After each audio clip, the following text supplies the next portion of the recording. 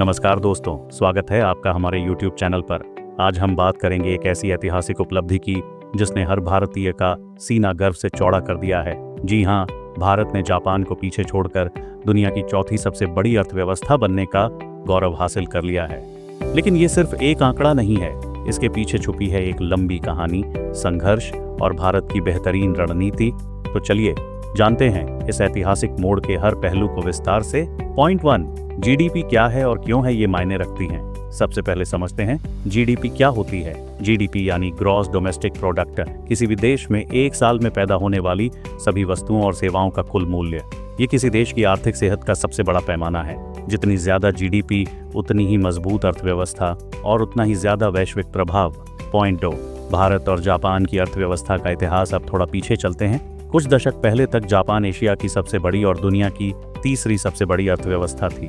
Japan ने 1960 से 80 के दशक में जबरदस्त ग्रोथ देखी थी। टेक्नोलॉजी और मैन्युफैक्चरिंग में वो दुनिया का लीडर बन गया था। दूसरी तरफ भारत एक विकासशील देश था जहां गरीबी, बेरोजगारी और बुनियादी सुविधाओं की कमी थी। 1991 में भारत ने आर्थिक सुधारों की शुरुआत की और तभी से देश की अर्थव्यवस्था ने रफ्तार पकड़नी शुरू की। पॉइंट 3, भारत की जीडीपी ग्रोथ। आखिर कैसे हुआ ये कमाल? अब सवाल ये है कि भारत ने इतनी तेजी से ग्रोथ कैसे की। 1, जनसंख्या का लाभ, डेमोग्राफिक डिविडेंड। भारत की 65% आबादी 35 साल से कम उम्र की है। युवाओं की इस फौज ने स्टार्टअप्स, टेक्नोलॉजी और सर्विस सेक्टर में क्रांति ला दी। 2, टेक्नोलॉजी और डिजिटल इंडिया से बहुत फायदे हुए। Digital India, UPI, mobile, internet, इन सब ने गांव-गांव तक आर्थिक गतिविधियों को पहुंचाया। आज भारत में हर महीने अरबों ट्रांजैक्शन डिजिटल तरीके से होते हैं। 3, मैन्युफैक्चरिंग। सरकार ने मेक इन इंडिया जैसी योजनाओं से मैन्युफैक्चरिंग को बढ़ावा दिया। विदेशी कंपनियां भारत में निवेश कर रही हैं, जिससे रोजगार और उत्पादन दोनों बढ़े हैं। 4, सर्विस सेक्टर की ताकत। IT, BPO, tourism, health care, in sectors ने भारत को दुनिया का बैक ऑफिस बना दिया है।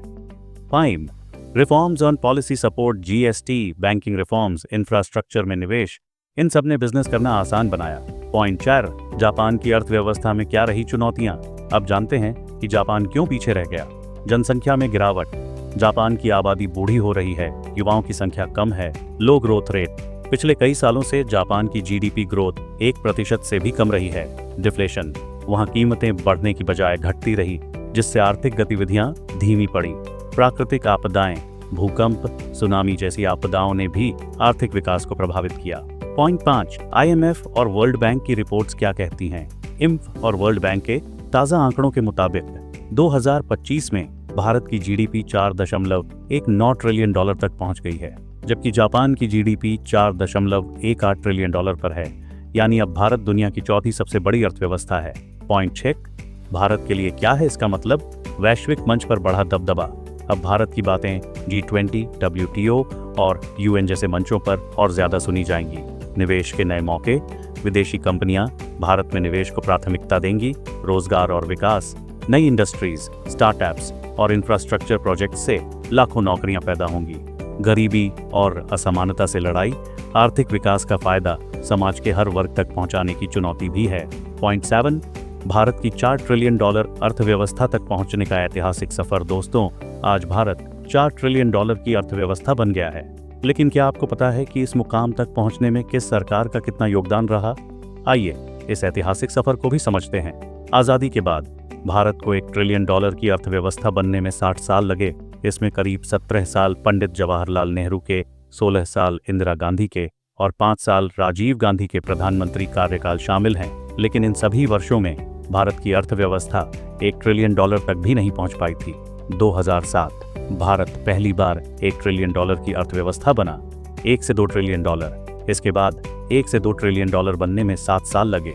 2014 जब मोदी सरकार आई, भारत की जीडीपी 2 ट्रिलियन डॉलर थी। 2 से 4 ट्रिलियन डॉलर। पिछले 11 वर्षों में प्रधानमंत्री मोदी के कार्यकाल में भारत की अर्थव्यवस्था 2 ट्रिलियन से बढ़कर 4 ट्रिलियन डॉलर हो गई। खास बात यह है कि 3 से 4 ट्रिलियन डॉलर तक पहुंचने में सिर्फ 4 साल लगे, जबकि पहले हर ट्रिलियन जोड़ने में 7 साल लगते थे। विशेषज्ञों का अनुमान, अगर यही रफ्तार रही तो प्रधानमंत्री मोदी के तीसरे कार्यकाल में भारत एक नया रिकॉर्ड बना सकता है और अर्थव्यवस्था 5 ट्रिलियन डॉलर से भी आगे निकल सकती है। पॉइंट 8, क्या भारत तीसरी सबसे बड़ी अर्थव्यवस्था बन सकता है? विशेषज्ञों का मानना है कि अगर भारत 6 से 7% की ग्रोथ रेट बनाए रखता है तो अगले 2 से 3 सालों में जर्मनी को भी पीछे छोड़कर तीसरी सबसे बड़ी अर्थव्यवस्था बन सकता है। पॉइंट 9, चुनौतियां क्या हैं? रोजगार। इतनी बड़ी आबादी को रोजगार देना सबसे बड़ी चुनौती है। शिक्षा और स्किल्स, युवाओं को सही शिक्षा और स्किल्स देना जरूरी है। इंफ्रास्ट्रक्चर, सड़कों, बिजली, पानी, स्वास्थ्य सेवाओं में और सुधार की जरूरत है। गरीबी और असमानता आर्थिक विकास का फायदा हर वर्ग तक पहुंचे, ये सुनिश्चित करना होगा।